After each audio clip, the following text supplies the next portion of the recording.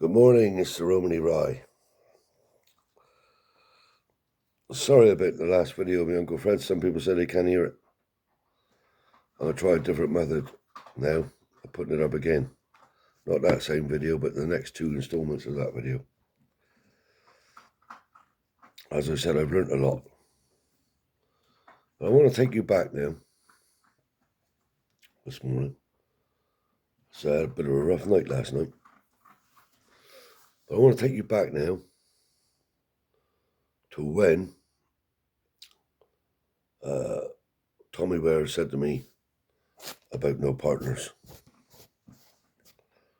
And I had a bit of doings with him. So I was never one, I've never been one in my life, to tell you the truth, to admit defeat and failure. Now, when my best mate died in my yard, I was, as I told you, under the doctor for 2 years. And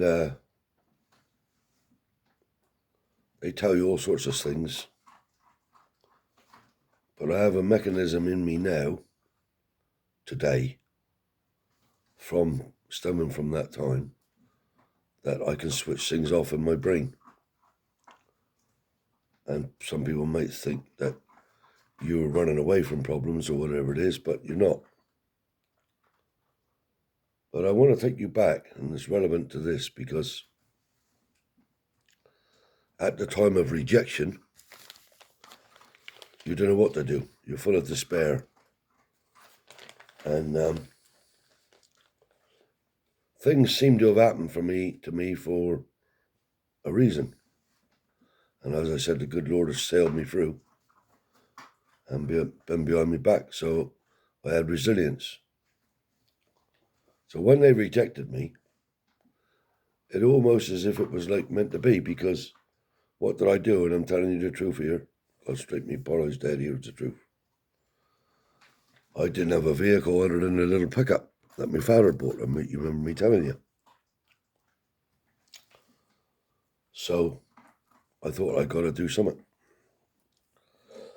So because of my welding skills, I made myself a trailer. And this is how I started. And this is the rock bottom story. I made myself a trailer to go behind that pickup. Someone I could carry 2 ton on, 30 in the weight 2 ton. I didn't have nothing else, don't forget. And I think it's when you're in a big family and you're in a business, you tend not to think. If you're at hard times, I've got a different outlook on life now. But when you're young and you're involved in a business, or you think you are, and you're just going on and on and on. See, I can tell you categorically, my father and mother never left 1 shilling in Vongar. Not 1 penny. And the Bible's there. That's where my Bible is, and I swear on it. No money. So I built myself a trailer. And by this time, because of the rejection, I was a bit skitsy anyway. I went out to, I stayed with my Aunt Edith a lot. I was all over the place. Anyway, I built this trailer and I had to go cold and quit. Now, Redruth, Camborne, Truro, they're all within like 6-7 miles of each other and where I lived. And bearing in mind, There was my father's scrapyard, Malcolm Drew, Johnny Orchards, Fraser Meadows in Camborne. So I had to think pretty quick. But what they didn't have, and what I was gifted with, was the personal touch. So I was calling on people. And the first job I ever took on, I took a bit of balls, but I went in there. At the time, Malcolm Drew was having Crofty Mine scrap, Will Jane Mine. Malcolm Drew had it sewed up. Now out there, they had 70 ton of winding gear wire. Now, I don't know if you people, any of you people know that, what it is. It's about 2 inches round, they got that thick, which was steel, and is to take the cages up and down. Some of it was laid out in lines. Some of it was all mangled up where they pushed it up with the old digger buckets and chase sides. So it was in more or less a dump. Nobody wanted it. So I went to Malcolm Drew. I said, Malk, is winding gear wire any good? Yeah, he said it was cut up to 5 foot, no problem. He said, I'll take it. He said, I'll take it in the 1 and 2. Oh, thank you. Right. So I spied this stuff. Out I goes now. There's a little bit of luck. Out I goes. And I sees the general foreman. As it happened, he knew me Uncle Harry. Told him who I was. He said, are you in relation to Harry? Where I said, yeah. I said, that's my uncle. He said, look, as far as I'm concerned, you can have it for nothing, for clearing it. But I got to clear it with management. And you'll have to wear hard hats and gloves and all the rest of it. I said, fair enough. Anyway, I'd have to go a couple of days. I built my trailer over a period of time. Out I goes, takes this mush. Yeah, he said, you can have it. He said, we're going to put a temporary fence across there. He said, we'd be delighted for you to take it. He said, and there's a load more down the bottom. There's tons of it. Nobody wants it. I went and cut it up. And that's the first job that I took on by myself properly and that I got. I bet I was there for 3 weeks. But Malcolm bought it all off me. I was carrying about 30 in the weight, 2 ton. Made the old pickup grunt though. 2 ton a time. And that's what started me off. But I was very careful with my money by then. Because I had to be. Because you weren't in the family fold then. As soon as my father died, the old woman started charging me rent. And that is the truth.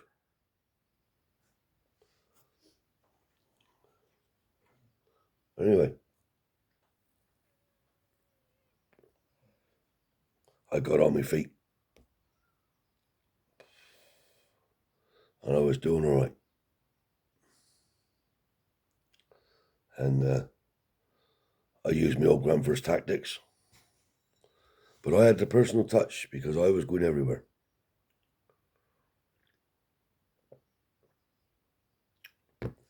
Everywhere I could. And then obviously I fell in with that Charlie East. I told you about that episode. That wasn't a lot of good. But apart from that, everywhere I could dig, there was anything going on. Mandy was in there. And I was a carry a bribble of bong with my old putchie then. And the people, as soon as they took the cash, bang, they was in for it. So that's my first job I ever done was at Crofty Mine. Well, that wire was a cunt to cut. especially when it was bent up because it would spring off as you cut it. But I done it though. I done it. And then because I wouldn't sell any gear into my own lot to Tommy Ware and my grandmother, it was even more on my case. But I didn't take notice of that.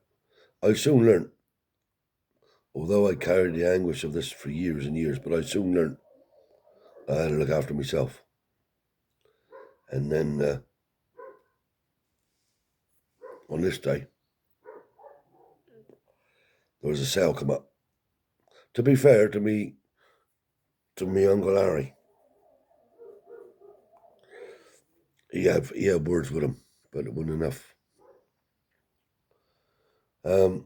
Anyway, this day, he said, "You want to go to a sale?" I said, "Yeah, I don't mind." He said, "Up Truro. I got a newspaper cut under this here somewhere. I will find it." So he goes to the sale. I got my truck and my trailer. He had an old pickup. Goes to the sale. And we buys all this stuff out of a car sales place called Mumford's up at top of Truro, up on the hill. Out of the town, like, but still within reach of the town. So Richardson and Murdoch had the sale. We knew Richardson and Murdoch. So the sale come up. We bought all the pipe work that was there. Mainly pipe work and steel racking. But it wasn't the Excan stuff. This was like real heavy gear. So we bought it all. And I was in there cutting all this racking up. And loading his truck and my truck. So we had a pile of metal there, like copper pipe and brass and all that sort of stuff. So we used to sell a lot of stuff, or he did, and Larry, to Max Hours. Any long lengths of pipe, gate valves, Max Hours was mad after it. So in the sale now, the instructions were that we were not supposed to touch any of these valves because it was all gas for the gas heaters. So I loaded up what we're supposed to load up. He said, "You go back and drop back to Max Hours." He said, "Just drop it in one place." He said, "And I'll pick up all this metal." He said, "And meet me back here and we'll pick up the last bit." I said, "All right." Right. I go to Max Hours. This is true what I'm telling you. He was a beauty. I goes to Max Hours. I comes back to Truro now. I gets in a traffic jam. Radio on. Announcement come over Radio Cornwall. Top end of Truro blocked off due to gas leak. Right. I don't know how long I was in the traffic jam. No mobile phones then. Anyway, I gets up to where the police are now. So I said to the policeman, I said, "What's up?" I said, "I need to go up there to that factory, to that sale." He said, "You won't go to no factory." He said, "Somebody been up there and took the valve off and the place is full of gas." He said, it could explode any time. He said, "All the place is being evacuated." That's what he said. It turned out it wasn't as bad as that. But what had that fucking Dinlow done? He went to what he thought, because the pipes was connected to the main valve. Turned the valve off, had a pair of Stilsons, undoing all these valves. Well, he undone one valve. The place filled up with fucking gas. It wasn't the main thing he turned off. He was dead lucky. We was lucky. Anyway, we got over that one.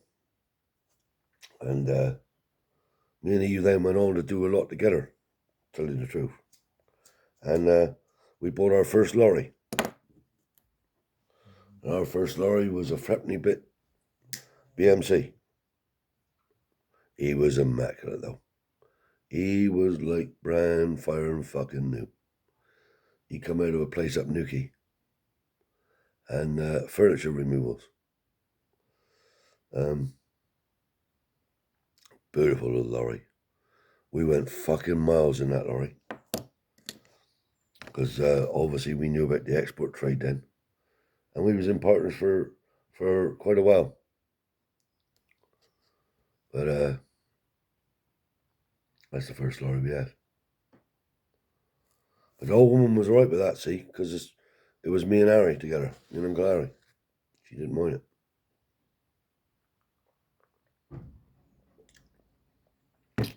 So we goes to another sale now, down in Easttown. With the lorry then. I still have my pickup. He used to take the lorry on with he lived over Cameron. So we goes there, buys a load of gear. And I was always a cutter then. So I cut all this fucking gear up, load it on the lorry. And this is how we fell out. So he said, what are you going to do? I said, you need to take that into Malcolm Drew's. No, he said. He said, I'll take it back to Tommy's. I said, no, you can fuck Tommy. I said, that ain't happening. I said, unload my half here. He said, I'll put it on my fucking trailer.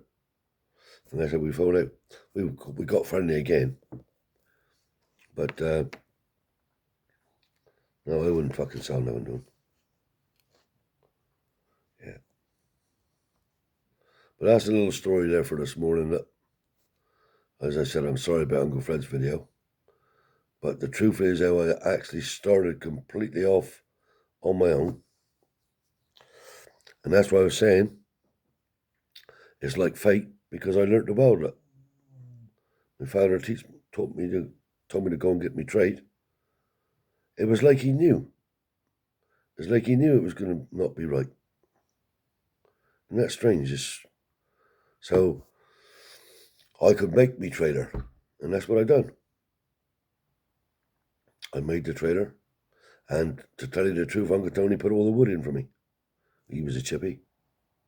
Put in big thick sheet plywood floor, lovely sides, and I made the trailer from scratch. And that's how I started. A pickup, Polsky Fiat pickup, a red one, and a trailer. And that's how I started. The first job I ever done was cut that wire up. So I'll say bye-bye for now for the Romany Rye. And wait for the next episodes. Like I said, I'm sorry, but that's the best I could do. Thank you very much.